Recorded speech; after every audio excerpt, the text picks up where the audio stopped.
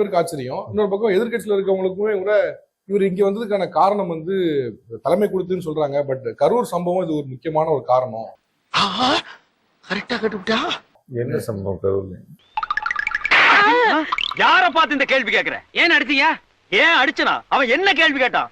கேட்டா என்ன பார்த்து ஏன்டா இந்த கேள்வி கேட்டா?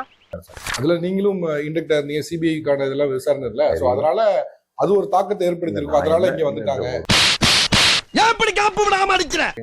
பத்திரிகையும் தொலைக்காட்சியும் வந்து ஒரு சைடு கார்னர் பண்றீங்களா தவிர, பாரு செய்யறதையும் செஞ்சு விட்டு குடிக்கிறத பாரு. திருவிழாவில காணாம போன புள்ள மாதிரி. டேய் உன்னை தெரியுண்டா எனக்கு.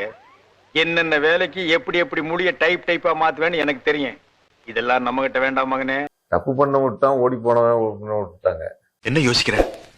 இல்ல பொய் எப்படி சொல்றதுன்னு யோசிக்கிறேன். கட்சி நிகழ்ச்சி முடிஞ்சு அவங்க சம்பவம் நடந்து மருத்துவமனையில கூட்டமா இருக்குன்னு சொன்னதுக்கு அப்புறம் நான் அந்த மருத்துவமனைக்கு போய் பாக்குறேன். என் ஊர் மக்கள் சார். டேய் இந்த ஆக்ட் குடுக்குற வேலையெல்லாம் என்கிட்ட வச்சுக்காதடா.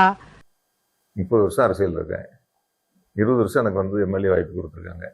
ஆனா என்ன பிரயோஜனம்? அம்மன் ஜல்லிக்கு பிரயோஜனம் இல்லடா.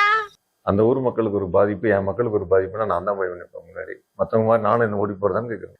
இவங்க எனக்கு துரோகம் பண்ணது உண்மைங்க மேடம். தர்மத்துக்கு எதிரான தீய சக்தி நீ. மரியாதையா என் முன்னாடி இருந்து போயிடு.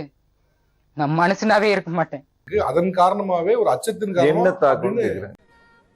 இவனை கொன்னுடலாமா? என்ன தாக்கம் மக்கள் கிட்ட அவங்க மேல ஒரு பெரிய அதிருப்தி. சரி, என்ன அதிருப்தி? திரும்ப திரும்ப பேசுற நீ. திரும்ப பேசுற நீ. திரும்ப பேசுற நீ. திரும்ப பேசுற நீ. திரும்ப பேசுற நீ. திரும்ப பேசுற நீ. Thank you, Your Honor. Thank you.